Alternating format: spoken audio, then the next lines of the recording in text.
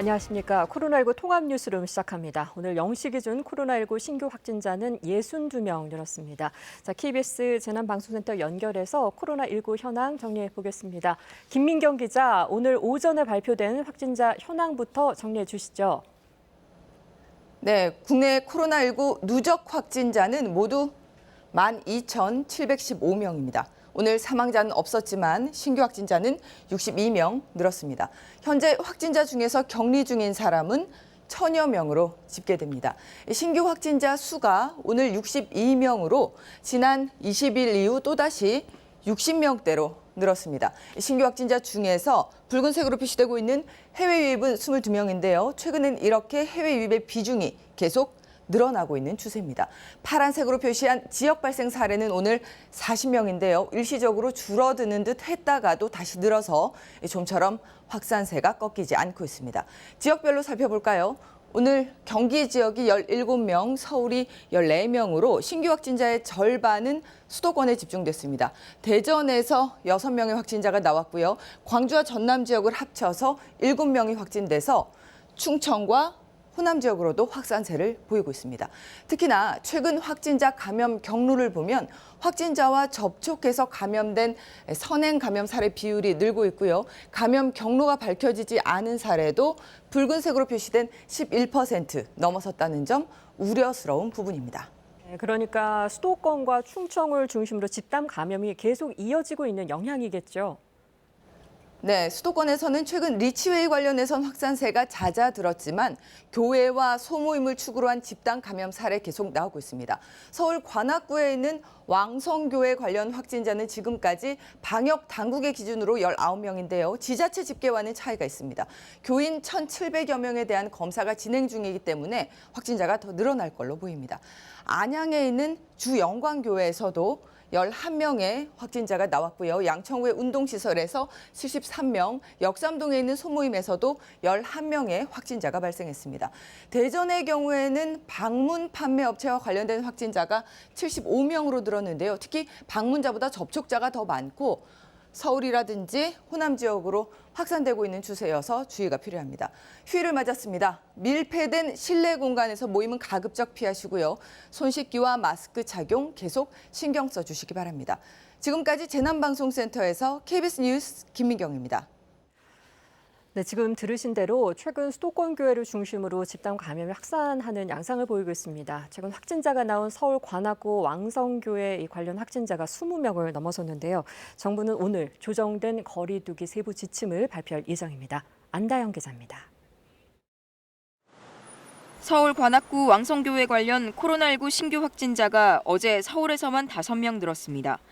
왕성교회에서는 지난 24일 30대 교인이 첫 확진을 받은 이후 어제까지 20명 넘는 환자가 발생했습니다.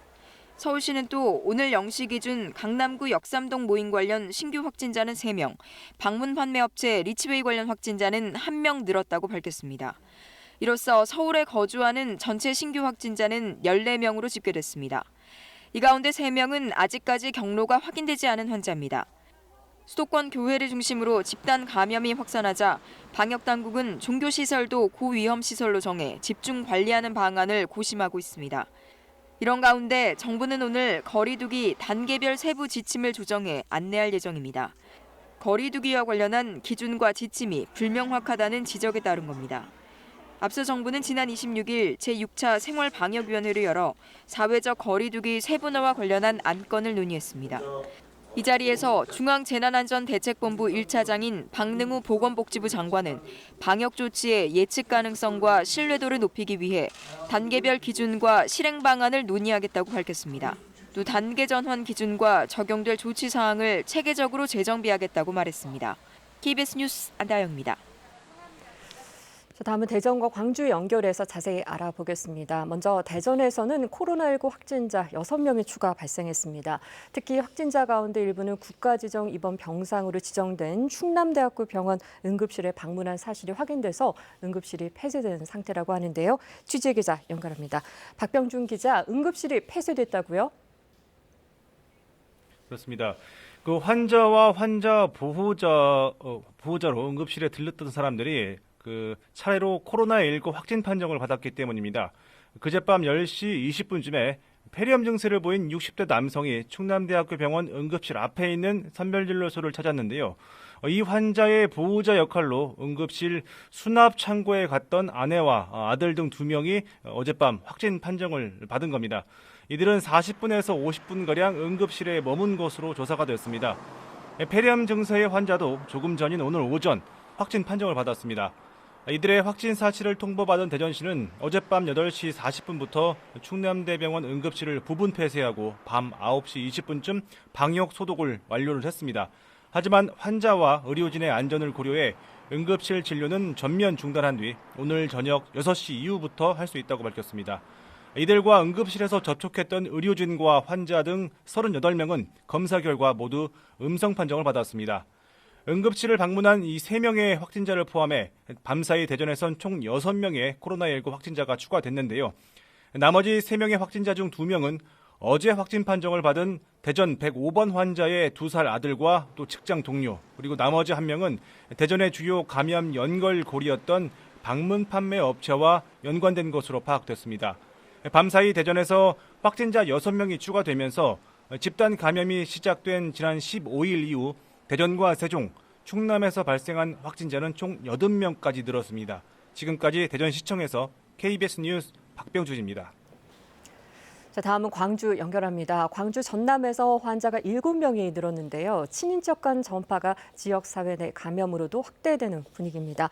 자, 취재기자 연결하죠. 곽선정 기자, 자세히 전해주십시오. 네, 아직까지 추가 확진자는 나오지 않고 있습니다. 하지만 어제 광주 전남에서만 7명의 확진자가 나왔고 확진자 대부분이 확진 판정을 받기 전까지 일상생활을 해왔기 때문에 추가 확진자가 나올 가능성은 높습니다. 광주 전남에서는 어제 하루 광주에서 4명, 전남에서 3명이 확진 판정을 받았는데요. 전남의 경우 목포에 사는 60대 부부와 함께 사는 10대 손자가 확진 판정을 받았습니다. 목포 확진자 부부가 지난 23일 남편의 치료를 위해 화순 전남대병원을 찾은 뒤 광주 동생 집을 방문했는데요. 이 동생 부부도 코로나19 확진 판정을 받으면서 광주 34, 35번째 확진자가 됐습니다.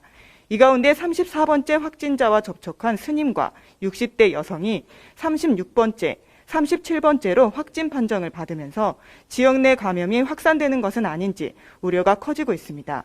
특히 37번 여성은 지난 24일 광주 동구 두암 한방병원에서 확진자와 접촉한 것으로 추정하고 있는데요.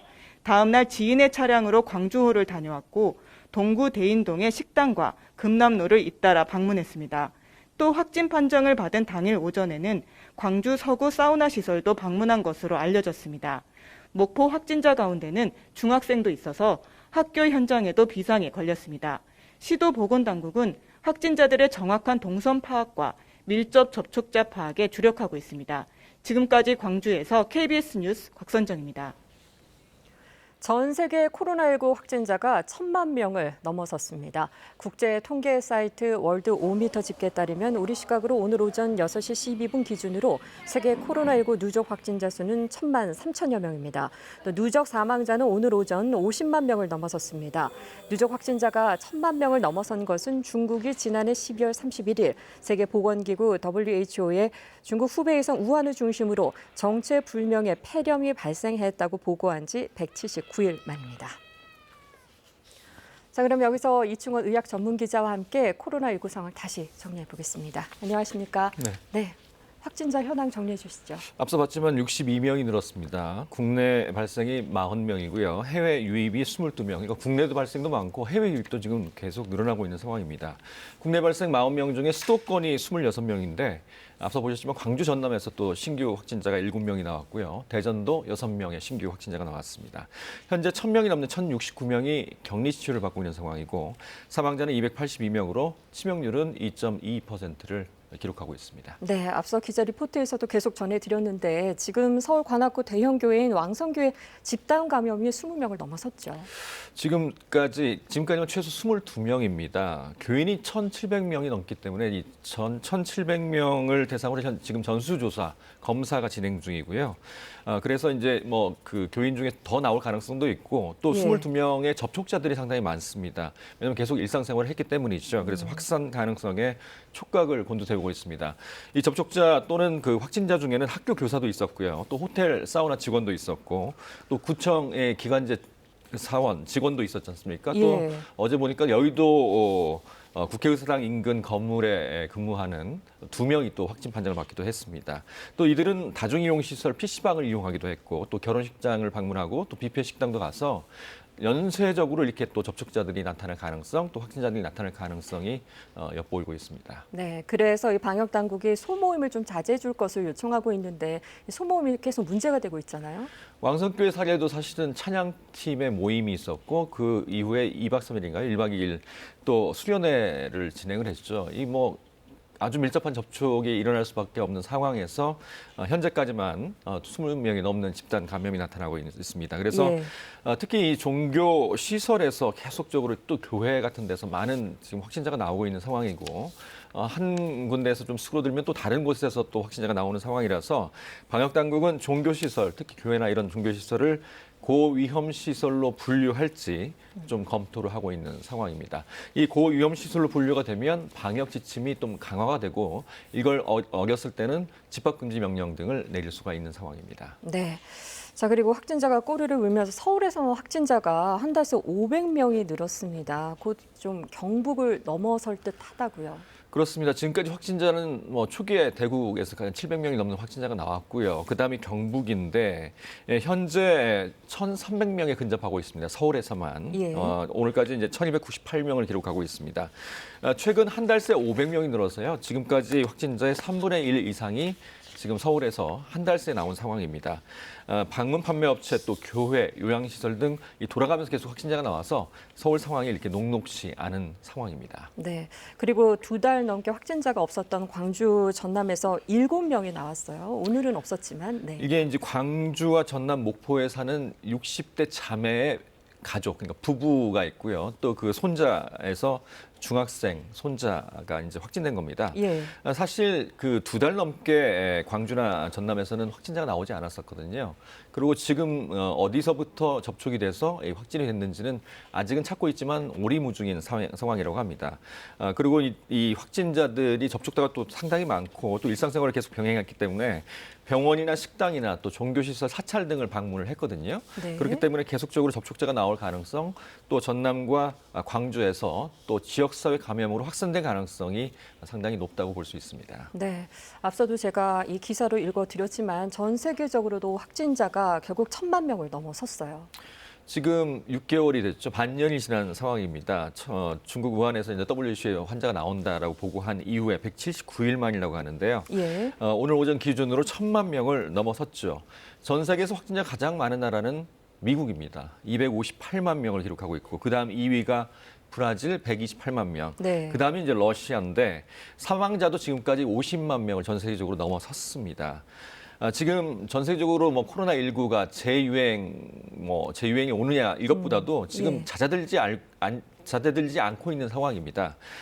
미국 같은 경우는 지금 하루에 4만 명이 넘게 신규 확진자가 나오면서 최고치를 경신하고 있는 상황이죠. 네. 미국은 특히 이제 처음에 동부에서 시작했다가 뉴욕과 뉴저지주, 지금은 남부 텍사스주 또 서부 캘리포니아주에서 많은 환자가 나오고 있는 상황이죠.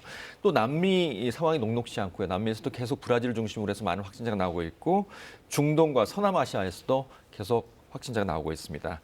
미국 같은 경우를 보면 확산을 하게 되면 이제 봉쇄를 하죠. 예. 봉쇄를 했다가 어느 정도 환자가 줄어들면 완화를 하는데 이 완화를 하면 또 다시 재확산이 돼서 봉쇄를 하게 되는 이런 악순환이 진행되고 있는 상황입니다. 네, 답답한 상황이 계속 이어지고 있는데 백신은 언제 나올까요? 항상 궁금한데요. 벌써 세계 각국의 백신 확보 경쟁에 나섰잖아요. 어제 그런 보도가 나왔죠. 세계적인 다국적 기업 아스트라제네카, 이게 영국 회사긴 한데 전 세계적인 이제 다국적 회사죠.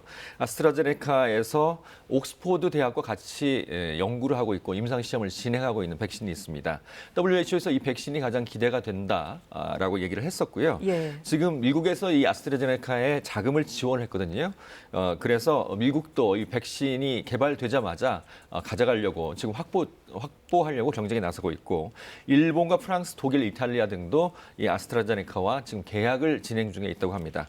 그래서 지금 마지막 3상 임상 시험이 7월부터 이제 시작이 되기 때문에 아직은 시작이 안 된 걸로 알고 있고요. 예. 그래서 7월부터 시작이 되면 두세 달 정도면 임상 시험이 진행이 되고 결과가 나오면 바로 이제 유효성이나 안전성이 담보가 됐다라고 판단이 되면 올해 말쯤에는 백신이 한두 개 정도 나올 가능성이 있어 보입니다. 아, 그렇군요. 우리나라는 어떤가요? 우리나라는 개발 현황이 우리나라도 이제 백신 개발을 하겠다고 하는데 백신 개발은 조금 올해 안에는 힘들 것 같고요. 지금 치료제 개발에 나서고 있습니다. 특히 혈장 치료제 같은 경우는 지금 200여 명이 넘는 300명 가까운 분들이 혈장 공여 약속을 해서 지금 그게 이제 항체를 기증하는 거잖아요. 그래서 항체로 된 혈장 치료제가 개발이 되면 특히 중증 환자들한테 좀 도움이 될 수 있을 것 같습니다. 네, 올해 안에는 어쨌든 뭔가 결과가 나올 것 같다. 네, 말씀해 주셨고요. 자, 주어진 시간이 좀 여유가 있어서 다시 한번 정리해 보겠습니다. 확진자 이 현황 62명 오늘 늘었는데요. 국내 발생이 40명, 또 해외 22명이나 늘었어요. 그제도 20명 정도 나왔는데 그 키르기스탄에서 12명의 확진자, 그러니까 해외 유입 사례입니다. 그러니까 최근에 국내에 이제 외국인 노동자들이 좀 들어오고 있는 상황인 것 같습니다. 그래서 한 나라에서 많은 확진자가 나오고 있는 상황이고요. 지금 수도권과 대전 또 광주 전남에서 7명 이렇게 전국에서 어느 정도 집단 감염 사례가 나오면서 계속적으로 국내 발생 확진자 수가 줄지 않고 있는 그런 상황입니다. 예, 그리고 이 감염 경로가 불분명해서 좀 우려스러운데 왕성교회 집단 감염이 20명을 넘어섰죠. 이 왕성교회도 어디서부터 이제 그 감염이 됐는지는 사실은 지금 찾기가 힘든 상황이고요. 현재 깜깜이 환자라고 하죠. 감염 예. 경로를 잘 모르는 환자가 12%에 다가서고 있습니다. 그 얘기는 이미 지역사회, 특히 서울 수도권에선 지역사회 광범위하게 코로나19가 번졌다는 뜻이고 그게 이제 수면 위로 나오고 있기 때문에 결국에는 그런 깜깜이 환자가 더 늘어날 수밖에 없는 상황입니다. 깜깜이 환자가 있으면 많이 늘게 되면 어디서부터 왔는지를 모르기 때문에 감염원을 찾기가 힘들기 때문에 접촉자 또 이 방역에 상당히 한계가 있을 수밖에 없는 상황입니다. 네, 그래서 이제 방역 당국에 소모임을 자제해 줄 것을 요청했고 또 정부는 오늘 조정된 거리두기 세부 지침을 발표할 예정이라고 하는데 어떻게 보세요? 오늘 5시쯤에 이제 그 조정된 거리두기 지침이죠. 그런데 지금 우리가 코로나19 종식은 굉장히 어려운 상황이고요. 계속 코로나19와 같이 생활할 수밖에 없는 상황입니다. 그래서 한 곳이 터지게 되면 여기에 또 방역 지침을 새로 만들고 계속적으로 이렇게 해왔는데 네. 이것보다는 전체적인 평가를 통해서 환자가 어느 정도 늘어날 때 그 기준을 정해서 또 방역 지침, 특히 거리두기 지침, 또 마스크 착용 이런 것들을 좀 세분화해서 발표하는 게 좀 필요할 것 같습니다. 그래서 아마 오늘 오후에 발표의 가능성이 있습니다. 네, 마지막으로 이충원 기자 예방 수칙 정리해 주시죠. 우리가 백신이 결국 나와야 이게 이제 해결되는 겁니다. 올해 말에 나올 수 있을 가능성이 있지만 그 전까지는 가장 좋은 백신이 거리두기입니다. 일단 모임을 자제하고 마스크 착용 생활화하시고 또 요새는 이제 손 씻기 많이 좀 강조를 안 했는데 손 씻기를 하게 되면 여러 가지 바이러스를 70%까지 막을 수가 있습니다. 그래서 손 씻기도 생활화하시기 바랍니다. 네, 오늘 말씀 고맙습니다. 네. 이충원 의학 전문 기자와 함께했습니다. 다음 소식입니다. 21대 국회 원 구성을 놓고 대치 중인 여야가 오늘 마지막 담판을 시도합니다.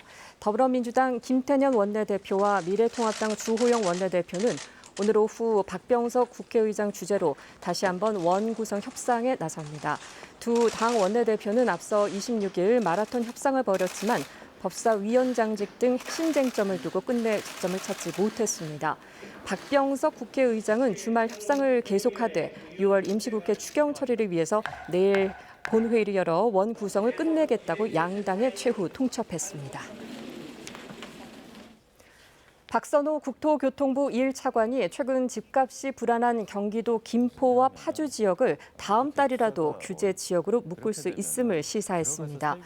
박 차관은 오늘 KBS 1텔레비전 일요진단 라이브에 출연해 6.17 대책 이후 이들 지역 집값이 불안하다는 사회자의 언급에 이 같은 취지를 밝혔습니다. 박 차관은 현재 김포와 파주에 대해서 자료를 수집하고 시장 분위기를 탐문 중이라며 주택법상 조정 대상 지역 지정이 이르면 다음 달에도 가능하냐는 사회자 질문에 7월에 가능성이 열려 있다고 대답했습니다. 경기도 안산 유치원에서 발생한 집단 식중독으로 이 유증상 환자가 계속 증가하고 있습니다. 관계 기관들은 긴급 합동회의를 열고 대응 방안을 구체화하기로 했습니다. 자세한 소식 송락규 기자입니다. 식중독 증상이 나타난 사람은 9명 늘어 111명입니다. 유치원생과 종사자, 환자 가족 등 검사 대상으로 파악된 202명 중 절반 이상이 유증상인 겁니다. 이 가운데 57명은 장출혈성 대장균 감염증 확진 판정을 받았습니다. 이른바 햄버거병으로 불리는 용혈성 요독증후군 의심 증상자는 15명에서 더 늘지는 않고 있습니다. 15명의 환아에서 용혈성 요독증후군 의심 증상이 발생하였고 투석 치료를 받은 5명 중에서는 1명은 일단 투석 치료를 중단하고 호전 여부를 하지만 검사 대상 202명 중 아직 결과가 안 나온 경우도 있어 유증상자나 환자는 더 늘어날 수 있습니다. 보건당국과 교육부 등은 합동회의를 열고 역학조사 진행 상황 등을 공유했습니다. 이런 가운데 유치원 측이 식중독에 걸리지 않은 아이들은 다음 달 1일부터 등원해도 된다는 문자를 보내 논란이 일기도 했습니다. 지금 와중에도 지금 원장은 얘네가 돈으로밖에 안 보이잖아요. 등원하면 애들 긴급보육카 비도 다 나오거든요. 피해 학부모들은 첫 모임을 갖고 대책 마련에 나섰습니다. 왜 아이들이 이렇게 멀쩡하게 유치원을 갔다가 나올 때는 이렇게 다 병원에 실려갔어야 되는지에 대해서 정말 물어보고 싶습니다. KBS 뉴스 송락규입니다. 안산 집단 식중독 사건과 관련해서 피해 학부모들이 해당 유치원 원장을 경찰에 고소했습니다. 경기 안산 상록경찰서는 어젯밤 안산 유치원 피해 학부모들이 해당 유치원 원장에 대해서 식품위생법 위반과 업무상 과실치상 등의 혐의로 고소장을 제출했다고 밝혔습니다. 앞서 시민단체가 해당 유치원을 검찰에 고발한 적은 있지만 피해 학부모들이 직접 고소장을 제출한 건 처음입니다. 내년도 최저임금을 결정하는 최저임금위원회 3차 전원회의가 최저임금 의결 법정 시한인 내일 열립니다. 앞서 지난 9일 민주노총은 내년도 최저임금을 올해보다 25.4% 오른 1,770원으로 요구하겠다고 발표했고, 이에 대해서 한국노총은 국민 눈높이를 고려해 공동 요구안을 준비하겠다고 밝혔습니다. 경영계는 코로나19로 기업들의 경영난이 심각하다며 최저임금을 적어도 동결해야 한다고 맞서고 있어서 앞으로 진통이 예상됩니다. 서울시 자영업자 생존 자금을 받은 소상공인 2명 가운데 1명은 지원금을 임대료 지급에 사용한 것으로 조사됐습니다. 서울시는 자영업자 생존 자금을 받은 2,700여 명을 대상으로 조사한 결과 47%인 1,200여 명이 자금을 임대료 지급에 사용했다고 대답해 가장 많았고, 이어 재료비 16%, 인건비 지급이 10%로 뒤를 이었다고 밝혔습니다. 서울시는 현재 해당 자금 접수를 완료한 51만 명 가운데 39만여 명에게 이번 주까지 모두 2,732억 원을 지급하는 한편 접수는 오는 30일까지 온라인과 오프라인을 통해서 받는다고 설명했습니다. 데이트 폭력 신고가 지난해 거의 2만 건에 이르는 가운데 경찰이 데이트 폭력 근절을 위해서 다음 달부터 2달 동안 데이트 폭력 집중 신고 기간을 운영합니다. 자세한 내용 우한솔 기자입니다. 지난해 데이트 폭력 신고 건수가 2만 건에 육박한 것으로 나타났습니다. 경찰청은 지난 한 해 동안 데이트 폭력 신고 건수가 19,940건이었다고 밝혔습니다. 2년 전 18,000여 건, 2017년 14,000여 건보다 늘어 계속 증가 추세를 보이고 있습니다. 다만 데이트 폭력 사건으로 형사 입건된 사람은 지난해 9,800여 명으로 2, 3년 전보다 줄어든 것으로 나타났습니다. 경찰청은 혐의 여부와 별개로 경찰에 신고하고 상담하는 분위기가 정착 중인 것으로 보인다고 설명했습니다. 입건된 사람 중에는 폭행, 상해 등 혐의가 가장 많았고 체포, 감금, 협박 등 행위가 그 뒤를 이었습니다. 보복 범죄를 막기 위해 경찰은 피해자에게 스마트워치를 제공하고 주거지 순찰 강화 등 대책을 시행하고 있다며 적극적인 신고를 요청했습니다. 경찰청은 또 2달 동안 데이트 폭력 집중 신고 기간을 운영한다며 적극적인 참여를 요청했습니다. 데이트 폭력은 폭행과 상해, 살인, 성범죄 등 강력범죄로 이어질 가능성이 높기 때문입니다. 112 긴급신고, 여성가족부가 운영하는 여성긴급전화 1366으로 신고하거나 사이버경찰청 등을 통해 온라인 신고도 할 수 있습니다. 경찰은 가해자의 폭력에 대항하는 피해자에 대해서 정당방위 적용을 적극 검토하겠다고도 밝혔습니다. KBS 뉴스 우한솔입니다. 어린이 보호구역 내 불법 주정차 주민신고제가 내일부터 전국에서 본격 시행됩니다. 행정안전부는 안전신문고 앱으로 불법 주정차한 차량을 1분 간격으로 2장 이상 찍어서 신고하면 단속 공무원의 현장 확인 없이 즉시 과태료가 부과되는 주민신고제가 내일부터 시행된다고 밝혔습니다. 신고 대상은 초등학교 정문 앞 도로에 주정차된 차량으로 해당 시간은 주말과 공휴일을 제외한 평일 오전 8시부터 오후 8시까지입니다. 정부는 다만 한 달 동안 계도 기간을 운영하고 과태료 실제 부과는 8월 3일부터 실시할 방침입니다. 일본 제품 불매 운동이 벌어진 기간 동안 혼다 코리아의 영업이익이 90% 줄어든 것으로 나타났습니다.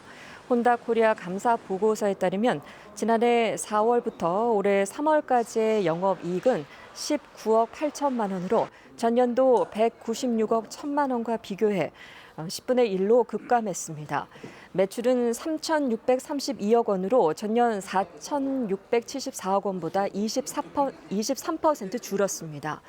혼다코리아는 올해 들어 지난달까지 차량 1,320대를 판매했는데 이는 지난해 같은 기간보다 73% 줄어든 실적입니다. 휴일인 오늘 무더위에 건강관리 잘해주셔야겠습니다. 내륙을 중심으로 날이 덥겠는데요. 보시면 붉은색으로 표시된 지역은 오늘 낮 기온이 30도 이상 오르겠습니다. 서울, 대전, 광주가 30도, 대구가 32도까지 오르겠는데요. 반면에 선선한 동풍이 부는 동해안 지역은 오늘 낮 기온이 25도 안팎에 머물겠습니다. 동해가 24도로 예상됩니다. 오늘 오후에 강원 영서남부와 영남 내륙에서는 대기 불안정으로 소나기가 지나겠는데요. 천둥, 번개를 동반하며 요란하게 내리겠습니다. 예상되는 비의 양은 5에서 40mm가 되겠습니다. 내일은 다시 전국에서 장맛비가 내리겠습니다. 내일 아침 제주를 시작으로 오후에는 충청과 남부지방, 저녁에는 그 밖에 전국으로 비가 확대되겠는데요. 특히 내일 오후부터 제주와 남해안을 중심으로는 시간당 30mm 이상의 강한 비가 쏟아질 수 있어 비 피해 없도록 대비 잘해주셔야겠습니다. 오늘 낮 동안에는 가끔 구름 많겠고 전국에서 자외선 지수가 매우 높겠습니다. 한낮 기온은 서울이 30도, 춘천과 안동이 31도로 어제보다 높겠습니다. 물결은 제주 해상에서 최고 2.5m까지 비교적 높게 일겠습니다. 기상정보였습니다. 뉴스를 마칩니다. 고맙습니다.